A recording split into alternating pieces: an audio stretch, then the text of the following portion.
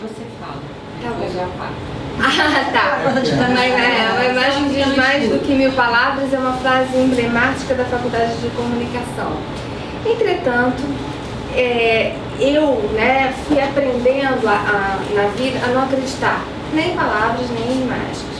Primeiro aprendi a escrever concisamente, que é o que a gente aprende em publicidade, e como no jornalismo a gente vai escrevendo um pouquinho mais, e na academia a gente fala, escreve esses textos homéricos. Eu trabalhei também com imagens, principalmente em publicidade, mas eu sou como Platão, de certa forma,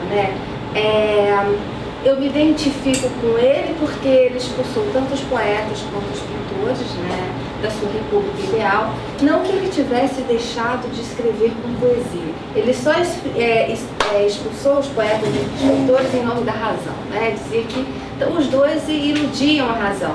No caso dos poetas, ele inclusive cita o Homero, que é muito caro aos meus alunos.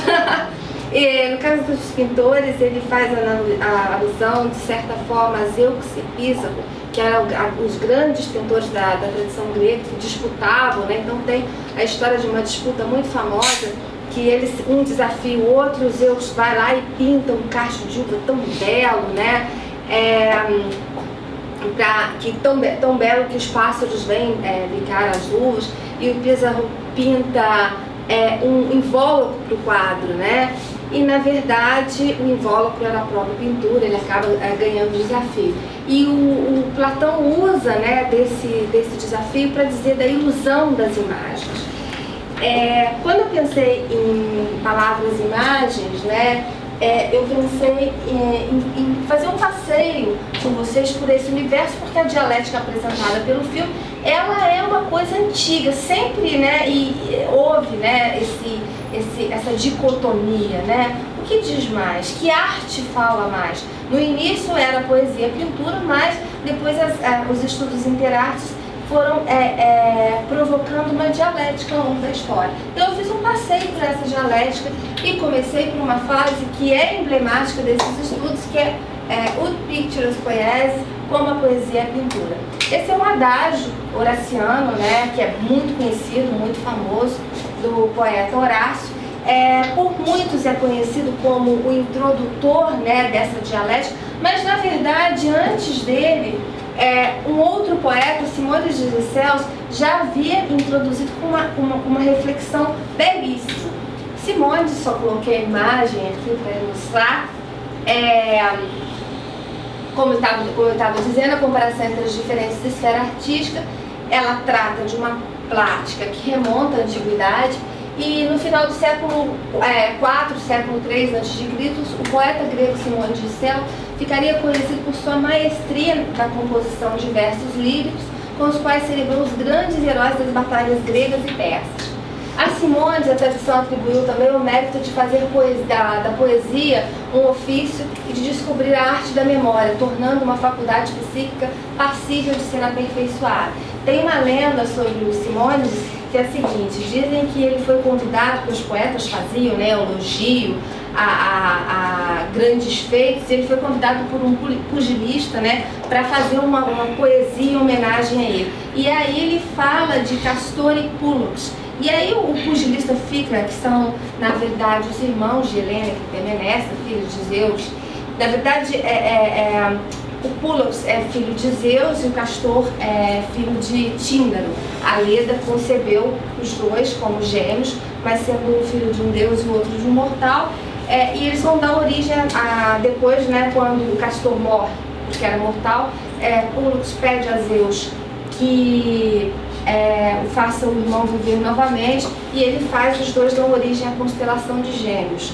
O que o Simões faz é um poema em honra a isso, a essa história, a esse mito. O pugilista fica louco da vida, diz que então vai pedir a ele o pagamento, que ele sai da festa, e aí acontece um acidente, todos morrem, a casa é atingida por um raio, todos morrem, e eles têm que reconhecer as vítimas, né? Quem, onde estava quem. E ele, de memória, consegue reconhecer todos os presentes. Então, dizem que ele foi o primeiro a descobrir a arte da memória. Isso faz parte, né, das lendas das tradições gregas. No entanto, né, ele ficaria muito famoso por uma definição que, de certa forma, também inaugura a teoria da imagem e tornaria célebre ao longo dos séculos. A pintura é poesia silenciosa e a poesia é a pintura que fala. Essa frase, né, é muito conhecida, do Simões de Cels, e um dos pontos que nos chama a atenção na definição elaborada por Simões é o fato de que ela pode ser vista como uma das primeiras experiências comparativas e mesmo como uma primeira tentativa de estabelecer uma hierarquia entre as artes, concedendo, no caso, à poesia, né, um papel privilegiado. Ao longo da história, veremos que o movimento inaugurado por Simões de tentar estabelecer uma ordem de prioridade entre as diferentes atividades artísticas será muito frequente nas discussões teóricas que permearão as comparações entre as artes a partir de então. E pode ser observado em autores como Horácio, que vai também ter, como eu disse, o Pictures Poesis, o Leonardo da Vinci e o Lessing, que também tem um estudo muito famoso sobre as comparações entre as artes. A afirmação do poeta grego traz outras implicações significativas para os estudos interartes, na medida em que pode ser completada com uma outra fase do mesmo autor. A palavra é a imagem das coisas. De acordo com o professor, né, esse é um professor, na verdade ele é um pesquisador da Universidade Federal do Mato Grosso.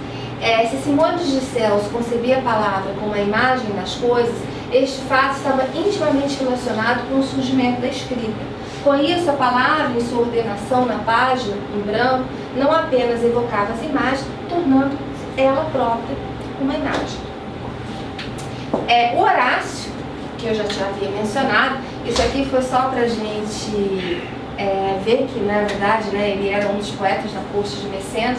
Esse é um quadro de um pintor russo, Fyodor Andreevich Ponnikov, do século XIX, está no Museu de Odessa, na Ucrânia, que é o Horácio diante do Mecenas, né?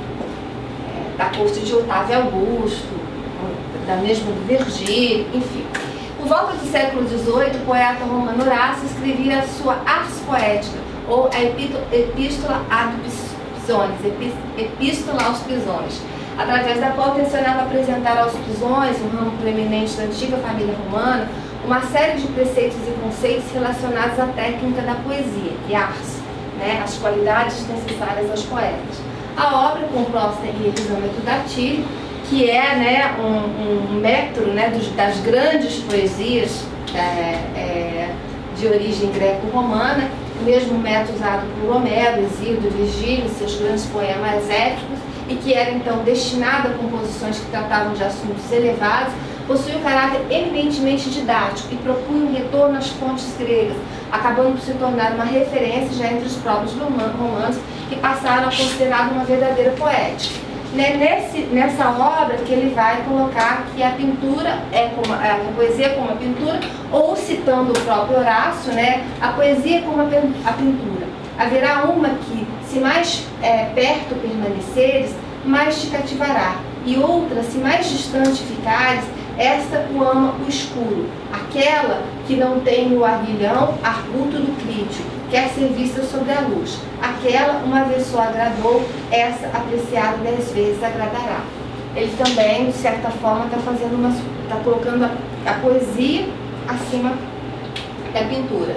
Hoje nos parece claro que, em primeiro momento, as palavras do poeta romano foram empregadas para comparar apenas a pintura e a literatura, ou poesia, né? Entretanto, gradativamente, elas se tornariam ponto de partida para as comparações entre as diferentes atividades artísticas ao longo do século. Então, assim, essa dialética inaugura também a comparação com a música, música e pintura, literatura e cinema. Isso o filme, em determinados momentos, faz essa brincadeira, eu achei bem interessante. O Renascimento, aí deu um salto na história, né, que na verdade é um passeio breve. As relações comparativas entre as artes sobreviveriam à Idade Média e seriam retomadas com força total no período renascentista. Também no campo teórico, as discussões sobre o tema são retomadas. Isso porque, durante o período renascentista, as artes plásticas, como a pintura e a escultura, abandonam a conjunção de atividades puramente mecânicas. Na verdade, durante o período medieval, a gente sabe que tudo que era um trabalho manual ou braçal era considerado inferior. É nesse momento que a arquitetura ou mesmo a pintura surgem como belas artes, então são alçadas à categoria de atividades intelectuais. É, portanto, nesse momento que a pintura assume o mesmo status que o período medieval concedia apenas às artes da palavra, a poesia e a retórica. E o Leonardo da Vinci vai ser um dos grandes defensores da pintura face à poesia nesse momento. Só para ilustrar, né, para a gente lembrar do Leonardo, eu escolhi uma imagem, que eu acho que a imagem sempre traz, né, a memória, inclusive o próprio texto.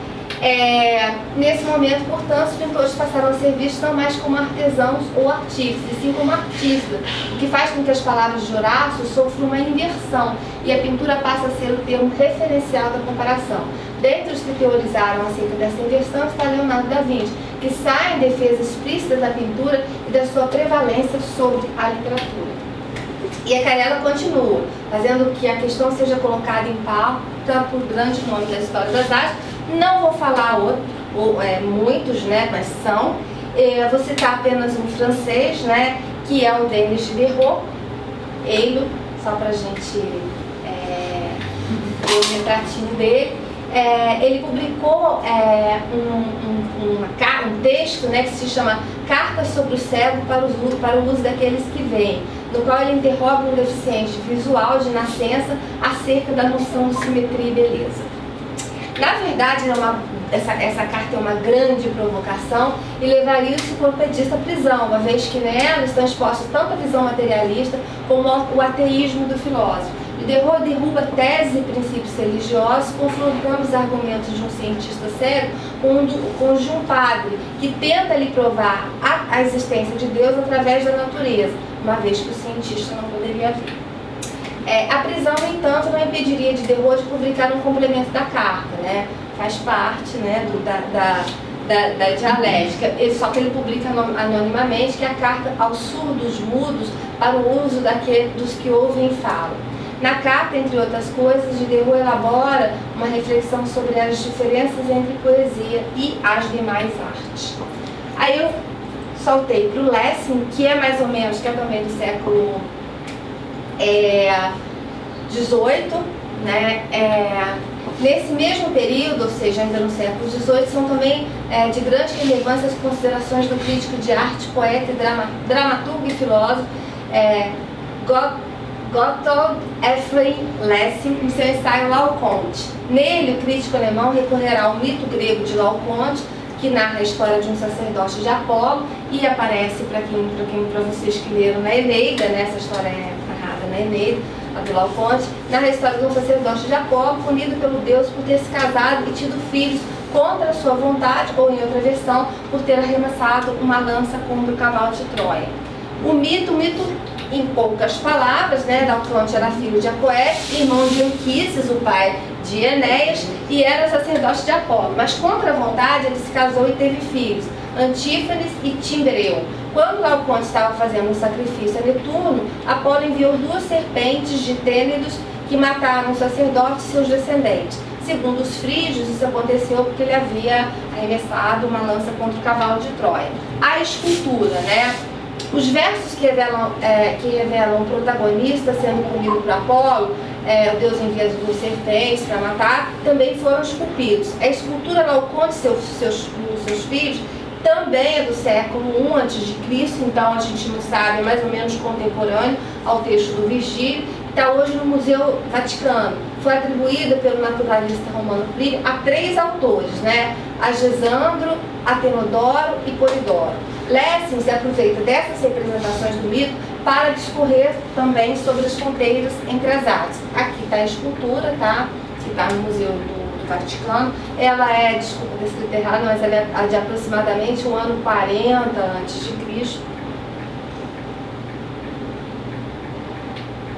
Lessing, no entanto, diferencia a poesia e a pintura tomando como base a sua medialidade. Ele vai falar já do meio em que cada um está e não sua estética. Implicitamente ele introduz, portanto, uma diferença que já existia, mas ele, de certa forma, vai legislar sobre essa diferença entre mídia e arte, ao estabelecer que toda arte se baseia em uma medialidade específica. Finalmente, a partir da segunda metade do século XIX, ao longo de todo o século XX, novas mídias se desenvolveram e se impuseram como mídias de massa. Primeiramente, telégrafo, fotografia, e seguindo na mesma trilha, surgiram rádio, telefone, cinema e televisão. Para um teórico, Moser, aliando todas essas novas mídias ao advento na contemporaneidade da informática e da tecnologia digital, tornou-se possível uma difusão ao mesmo tempo ampla e acelerada desses novos meios, o que sem dúvida contribuiu para aumentar a interação entre eles. Finalmente, a partir da segunda... Bom, acho que eu terminei aqui.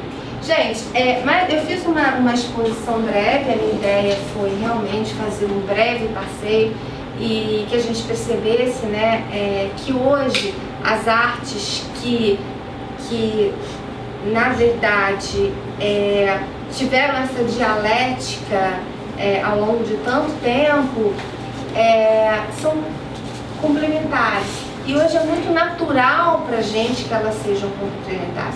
De perguntar sobre uma dialética dessas para um jovem, hoje, 18 anos, ele não vai ter essa percepção que isso possa. Para eles, eles já nasceram num mundo em que palavras e imagens se comungam, um mundo que é um mundo contemporâneo. Embora, para encerrar, eu sempre continuo desconfiando das duas. No fundo, eu acredito nas ações.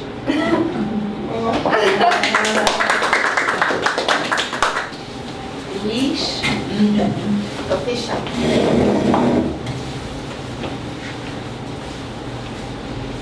Fechou. Bom, eu vou me concentrar no filme, muito embora esse filme ligue questões e disciplinas diferentes importantes. Nessa brincadeira que eu preparei aqui, eu tenho muitos títulos de autores, livros e filmes que se relacionam, mas obviamente eu não vou poder falar de tudo. Eu gostaria que vocês tivessem na memória o filme para eu poder elaborar melhor. Infelizmente, quando a gente dá alguma aula de análise cinematográfica, você sabe, a gente vai mostrando no filme, alguns analistas, alguns teóricos do cinematográficos pegam uma fatia do filme e ela serve como uma chave para, enfim, analisar o filme. Eu poderia fazer isso, mas eu optei por um outro caminho. Eu queria dizer para vocês, esse é um filme de 2013, 2013. Ele aparentemente traz uma polarização entre linguagens, Aí no caso está falando imagem e palavra. Acontece que essa polarização é bastante simplista, até mesmo porque quando você fala em palavra relacionado a uma aula de inglês, aliás, deixa eu falar uma coisa, o que o filme não traduz é o seguinte: quando você coloca a palavra honors numa disciplina, significa que os mestres, ela é honors, art honors, e ele é honors English. Significa que são dois professores de alto nível que estão na escola média. Ou seja, a disciplina deles é considerada uma disciplina top. Daí que se exige de ambos produção. Teve uma hora lá que eles disseram: caramba, mas isso é uma escola secundária? Vocês estão me exigindo aquela famosa frase, publica ou morra, publish or perish. Eles dizem: não, mas aí os outros, não, você está aqui há 6 anos e você não produz nada. Então todos os dois crescem honors disciplines, quer dizer, eles são top ali dentro, né? E geram ciúmes e geram, digamos, inveja, né? E você nota alguns professores que querem, inclusive, tomar o lugar dele, né? Então, se você pensar bem nesses dois professores que são honors, você começa já a começar o filme e diz assim, como é que dois professores com tal percepção, com tal inteligência, com tal rapidez de raciocínio, acreditam nesta guerra? Essa é uma primeira falácia, né, do filme. Também, mas se ele não fizesse isso, ele destruiria o próprio filme. Não tinha filme. Não tinha filme. Então, digamos, eles fazem, faz de conta de que realmente são antípodas, né, para em seguida e no final fazerem a síntese. Tanto que no final, vocês lembram, aliás, o tempo todo, a primeira pessoa que está na sala de aula é ele. E ele falando de palavras, ele começa a falar de imagens. Se vocês pegaram o primeiro diálogo, é isso. E ela também, e ela mostra que ela entende de literatura, porque ele é professor de inglês, mas é de língua e literatura. E ele sempre, durante todo o filme, ele fica pontilhando com etimologia, origem disso, origem, às vezes para fugir, mas para mostrar um douto conhecimento, né? Mas tem uma coisa interessante que o filme dá pra gente. O filme dá uma dica que o tempo todo eles se gostam. O tempo todo. Porque você nota um olhar de fascínio logo no início de ambos e sorrisos Mona Lisa, né, dos dois. E outra coisa, ela aceita o desafio das palavras desde o início. Isso já mostra uma convergência dela para ele, né? Ele talvez, como a construir a personagem dele, ele entenderia menos de artes plásticas do que ela de literatura. Ela vai falar no Whitman, ela vai citar o livro, né? Ela cita uns 2 ou 3 autores. A propósito, não sei se vocês notaram que a produtora do filme é Lascaux, que lembra a Gruta de Lascaux, né, de pintura rupestre.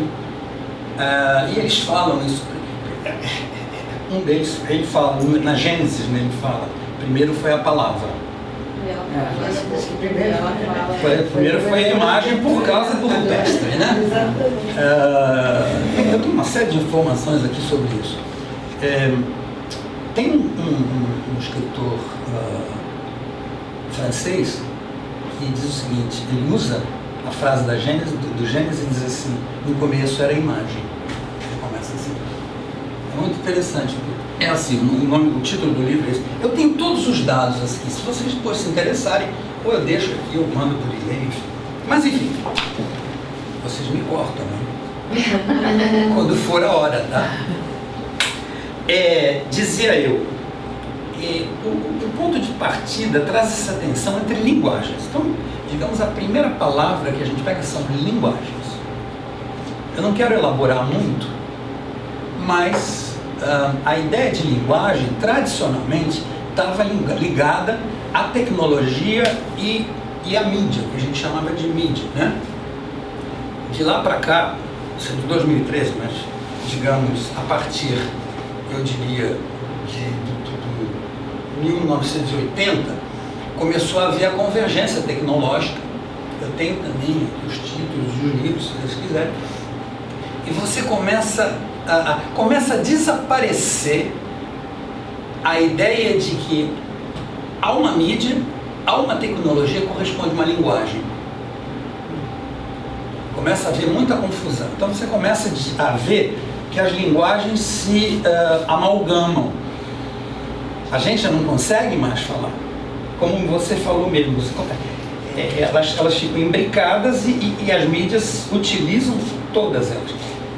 A grande chave desse filme não é nem a palavra nem a imagem, é o som. Vou falar depois. É o som. É o som. É um personagem. Exatamente. Não, mas é o som que faz. A música que faz a música. Exatamente, exatamente. E você vai ver depois como. Mas, bom, digo eu, o ponto de partida é a tensão entre duas linguagens que coloca uma dicotomia como se fosse linear, né? Porque é guerra. Eles usam a metáfora da guerra, né? Dois polos, né? Mas seria bastante ingênuo para um professor que tem uma tal argúcia nos dois, no caso dos dois. Ou seja, é uma coisa muito forçada, porque eles, inteligentes e rápidos como são, jamais teriam essa ingenuidade, né? Mas, como eu disse, eles vão, digamos, fazer. O filme tem que existir assim. Eu diria para vocês que o ponto fulcral é a tensão entre as linguagens de palavra e imagem pseudolinear, né? Claro, é um embate inglório que no final a gente vai ver. Um outro aspecto que o filme tematiza é o sistema do poder na academia. Isso é muito importante. Que pressupõe uma hierarquia, sempre uma hierarquia. Se é uma hierarquia de linguagem, que estão botando apenas duas linguagens, mas traz uma questão da hierarquia entre professores e alunos, entre alunos, você vai notar aluno em cima, aluno embaixo, igual aquele packing power sabe, um galinheiro tem uma galinha que bica todas e ninguém a bica. Depois uma só bica uma, as outras bicam e é assim, até que uma bica todo mundo e ninguém bica. Então é o packing power, né? Quer dizer, os alunos também se bicam.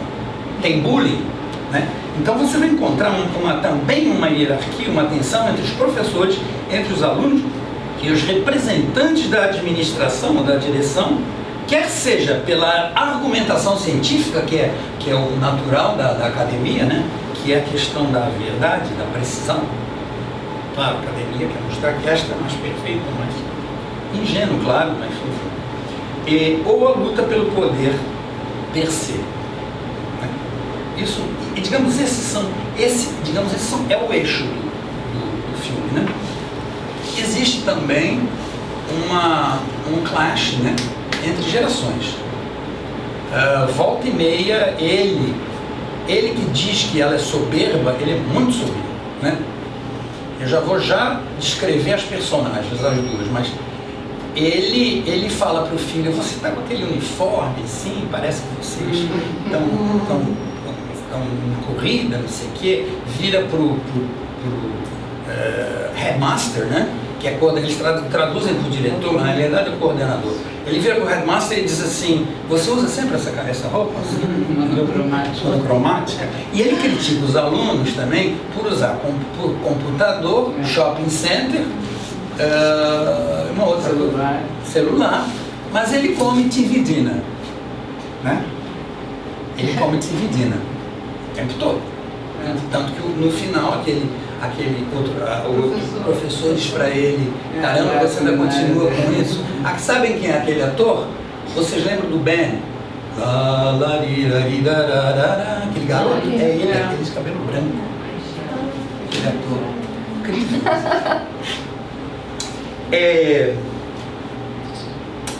Então,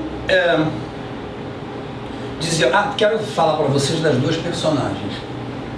Existe, o filme, ele é todo feito em montagem paralela, né? Classe de um, classe de outro.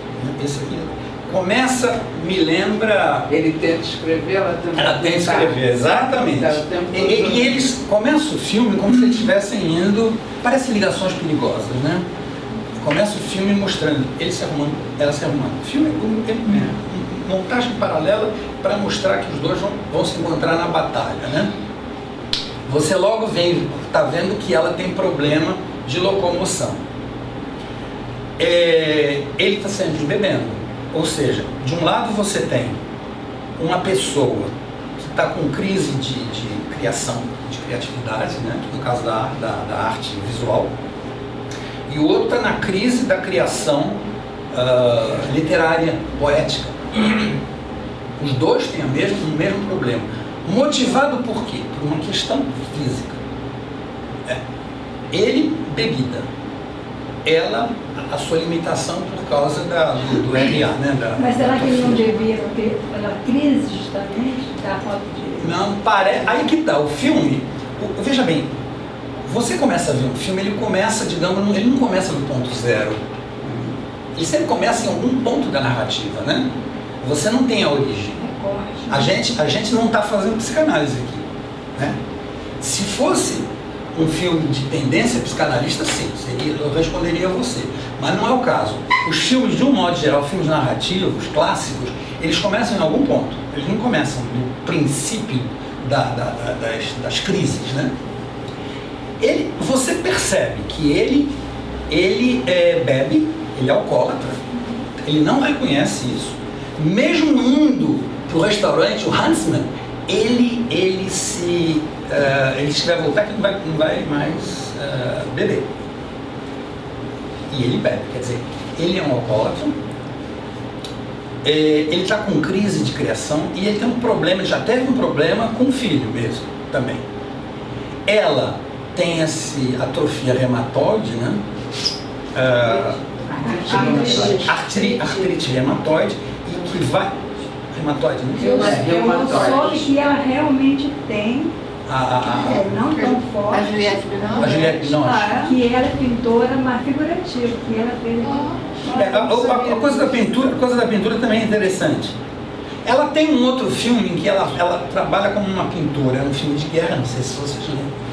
Ela está pintando uma coisa grande, ela está restaurando num período de guerra na França, um filme francês, né? Ela fez muito filme tipo Chocolate, Camille Claudel, né? Que vive com Rodin, né? Quer dizer, ela tem essa coisa. Ela fez aquela trilogia Le Blanc Rouge, Kieslowski. Então ela tem essa... Ele também tem coisa para burro, ele fez Gosford Park, também, né? Fez o Closer. Bom, enfim, os dois têm muita estrada. Aliás, a câmera, ela pega muito os dois de frente, porque a expressão deles é muito rica. E é interessante a gente pensar que se a gente está falando de imagem e palavra, como o diretor pega o olhar deles. E tem um momento em que ele tenta interpretar o olhar dela, ela diz, não, meu olhar é de pena, não é de asco, né? Mas enfim, eu dizia que é alcoólatra e ele não consegue criar, ele está em crise de criação a ponto dele fazer uma apropriação indébita, né, da criação do filho. E ele, pelo que a gente sabe, ele já foi muito bom poeta, muito bom. Ele é lindíssimo, né? É interessante que depois, no final, é tudo transformado em imagem, porque ela pede para os alunos fazerem. E ela própria, para mim, fica, né, movida, e ela faz aquela coisa da cama e tal, e ele pensa que ela teve uma premonição, que ele sabia que o poema não era dele. Mas, enfim, e ela, provocada pelo reumatismo, que vai avassalando o corpo dela, né? Ela tem crise de criação também, ela não consegue.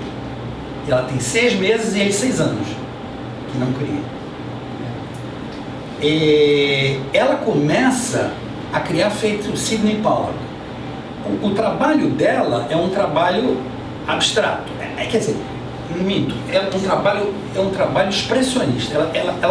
Tudo que tem no quarto dela, no ateliê dela, vai do pós-impressionismo ao expressionismo.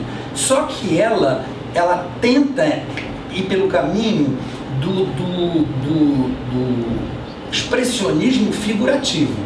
Tudo aquilo que ela tenta. E no momento em que ela se encontra, ela vai para o expressionismo abstrato e pinta feito Pollock. Veja só. A mesma maneira. Também com a própria limitação física.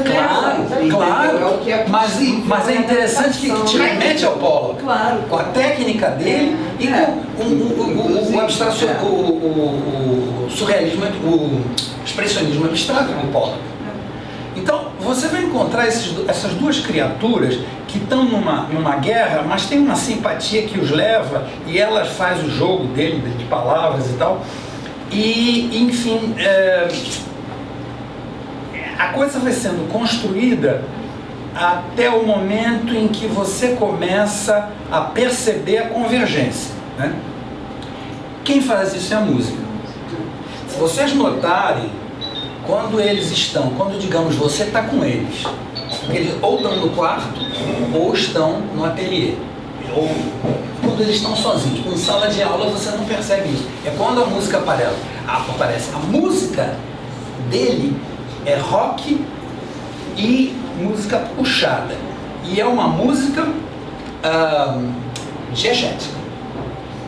Você sabe o que é diegética? Vocês sabem o que é diegética? Não.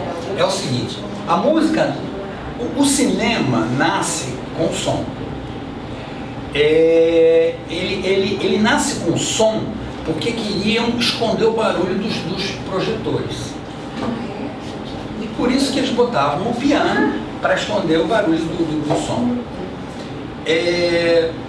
Eventualmente, quando vem o som, né, mesmo que eles começam a fazer a banda sonora, eles começam a fazer o que a gente chama de som, ou música no caso, que não é apenas música, tem ruído também, tem música concreta também, e silêncio também, né? Silêncio também, mas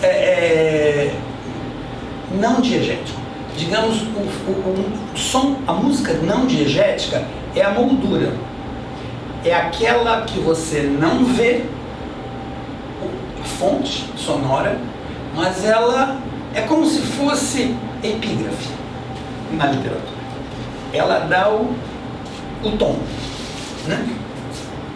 Ela dá o tom e você, digamos, está ouvindo aquilo e aquilo está te levando. Às vezes eles tiram o som e o silêncio né? Te toma, né? Isso é feito em filme de terror. Filme de terror tem muito isso. Mas, enfim, ele tem uma música agressiva, é rock, e ela é diegética, ou seja, ele que coloca. Ele liga o som e ele desliga o som. Ela é uma música não diegética. Não está no ambiente em que ela está. Tanto que ele dança. Às vezes você não sabe onde está. Às vezes ele desliga, ele vira para o filho assim, um momentinho, pá, e desliga. Aí você vê que ela é não diegética. Diegética. Ela é diegética. E aí tem a hora que ele está com a raquete batendo com aquela bola e tudo, você ouve o som. Você não sabe se é não diegético ou se é diegético, mas quando ele vai lá dentro ele desliga. Então, ele estava saindo para fora da casa, está saindo no pátio, onde ele está jogando a bola e que ele quebra tudo. Então, ele é uma personagem agressiva, os dois são muito... Ela é sutilmente agressiva, porque ela agride as alunas logo de início, quando fala da rampa, ela logo agride. Ele é agressivo, demonstrado, né, aberto, mas a música vai mostrando essas diferenças.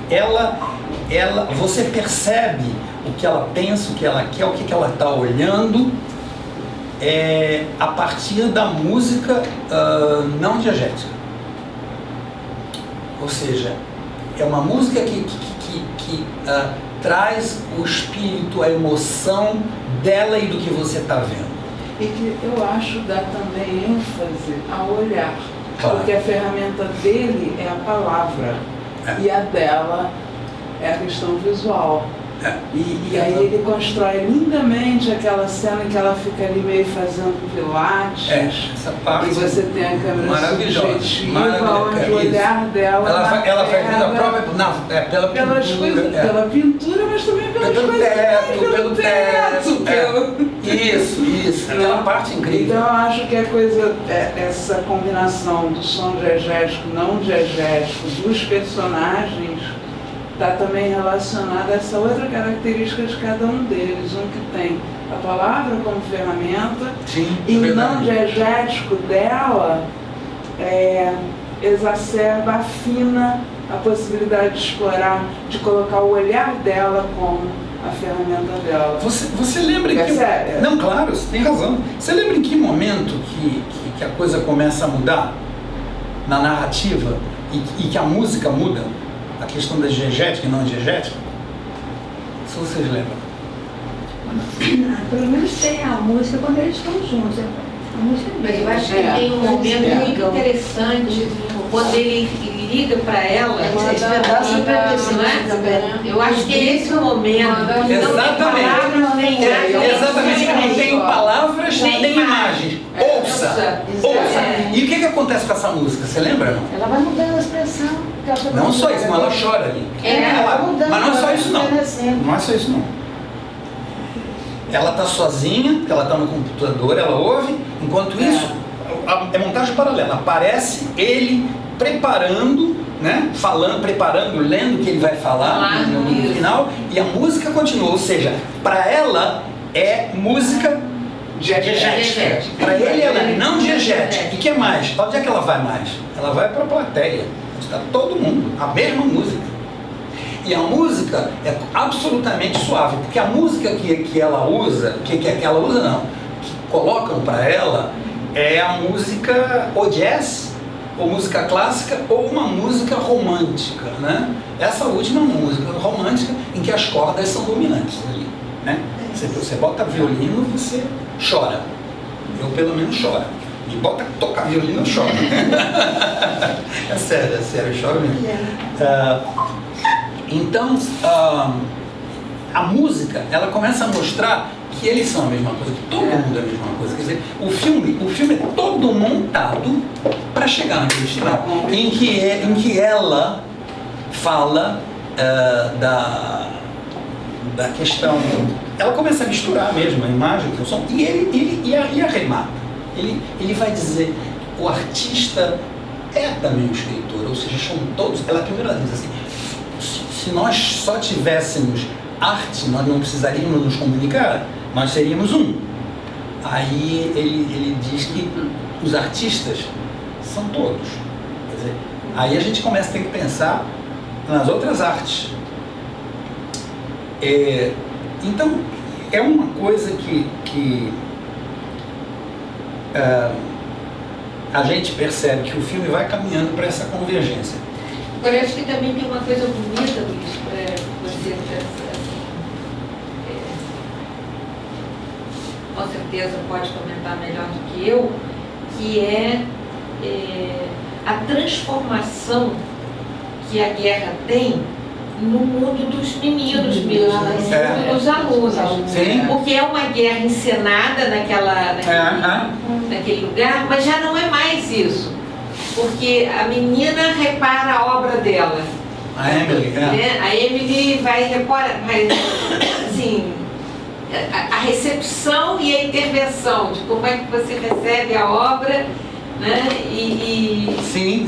E a retoma e a retoma. E é interessante que em mais de uma ocasião é falado que a guerra motivou as coisas. Isso, sobretudo na avaliação dele. Isso. Porque, aliás, é um trecho lindo, porque ela, em vez de falar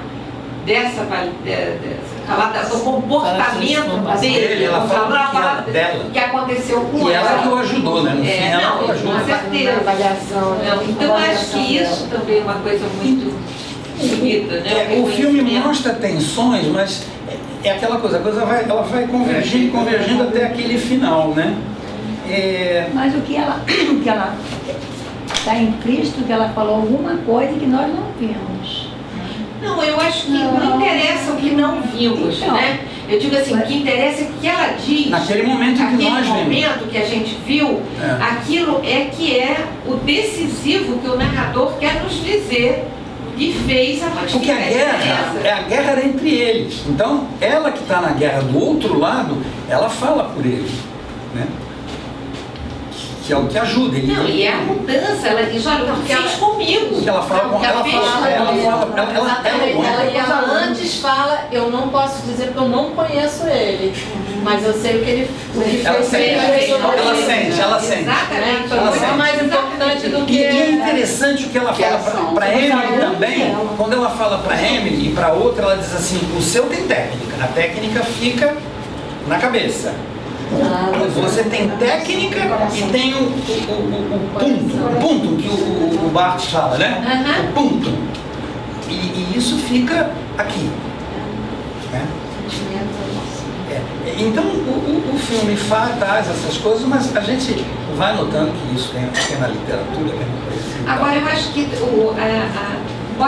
pode para um espectador menos avisado, o filme pode tratar de um romancezinho entre uma professora e um professor com amigas frustradas, e o amor vai resolver. E, na verdade, é uma discussão sobre o impacto que a arte tem na vida das pessoas, a tal ponto que é possível que elas se revejam e até se reconsiderem, né? Porque uma certa agressividade, pseudo-agressividade, mas mesmo para eles inicial, é forte, ela vai sendo substituída pela experiência que um faz da arte do outro. Então, assim, o filme tem um pano de fundo, uma temática, que não é o assunto pode ser o amor deles, mas o tema está lá atrás. Uma outra coisa também relativa a isso é o seguinte, o filme é Maine. Quando você chega no início do filme, você vê a placa, né? Maine. Maine é um lugar muito frio, uma das colônias, né? E o filme não mostra o inverno, ele pula. Ele pega verão, outono e primavera. Termina com a primavera. Ele não mostra o inverno, porque não tem inverno. Isso é muito interessante. A questão do ambiente, né? Do contexto da natureza, porque se fala muito que a palavra vem da natureza, a palavra vem de dentro, que a imagem também vem. Enfim, eu fiz uma análise de sequência a sequência, e ele é muito sistemático. Eu não vou apontar para vocês, tem momentos magistrais no filme, mas aí ia ficar muito tempo.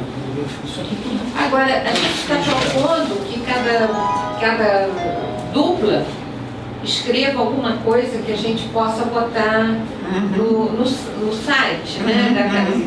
Para registrar esse momento, esse encontro.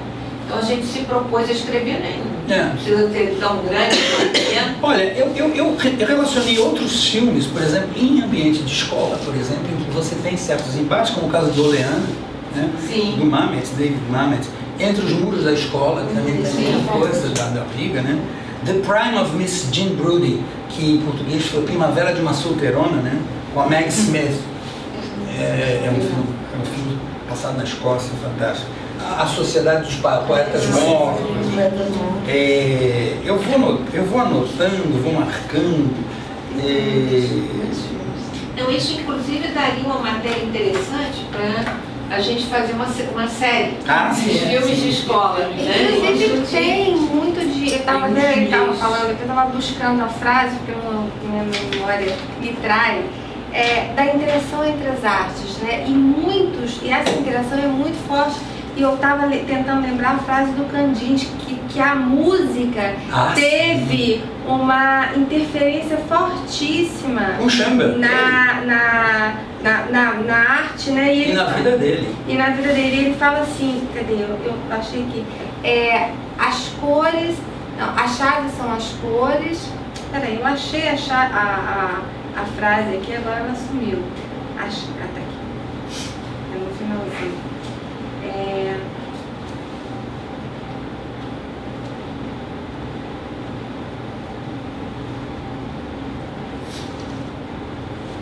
Sumiu, gente. Mas as chaves são as cores, as tintas, o machado, e a alma é um piano com cordas. É isso.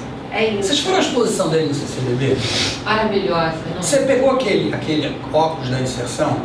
Porque ele teve com o Schoenberg, ele escreveu para o Schoenberg, né, da Escola de Viena, e eles se encontraram em Nova York. E aí, primeiro ele disse para o Schoenberg que ele pintava com música, e o Schoenberg dizia, mas eu faço música com imagem. E aí eles se encontram e discutem, então, mas nada foi feito além disso. O que o CCBB faz? O CCBB pega uma das obras dele, que tem título de música, e bota a música do Schoenberg, E você vai olhando, são aquelas imagens, e você vai fazendo isso, você vai entrando entre as imagens, vocês não viram isso? Ah, isso é maravilhoso. É uma coisa. Eu estive lá, mas estava me sentindo, meu pé estava dando muito, não cheguei a Você não entrou ali? Era embaixo, aquilo era embaixo da claraboia. É mesmo? Era uma coisa. Porque você viu o quadro, né? Do Kandinsky, e você botava os óculos de imersão e tem a música de Schoenberg. E aí você vai indo, aí você entra embaixo de uma bola amarela e depois até.